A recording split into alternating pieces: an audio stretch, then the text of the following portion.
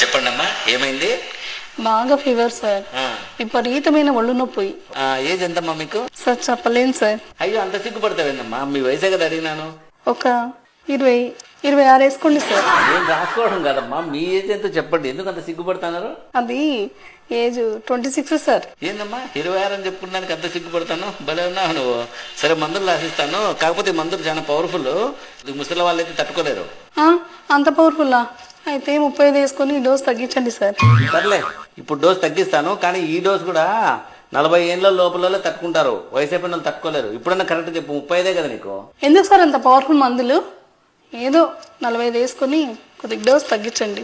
ఎందుకమ్మా మాటి మాటికి ఏజ్ పెంచుతాను, డోస్ తగ్గిస్తాను? కరెక్ట్ ఏజ్ చెప్పు ఇప్పుడన్నా. Correct sir, last and final 50 రాసుకోండి. ఇంకా అంతకంటే పెంచలేను. రాసిస్తే రాసేయండి, మందులు లేకపోతే లేదు. ఏందమ్మా 50 ఏళ్ళ 26 అని చెప్పి బేరం మొదలు పెడుతుంది. భలే ఉన్నావు. వయసు రాయకండి.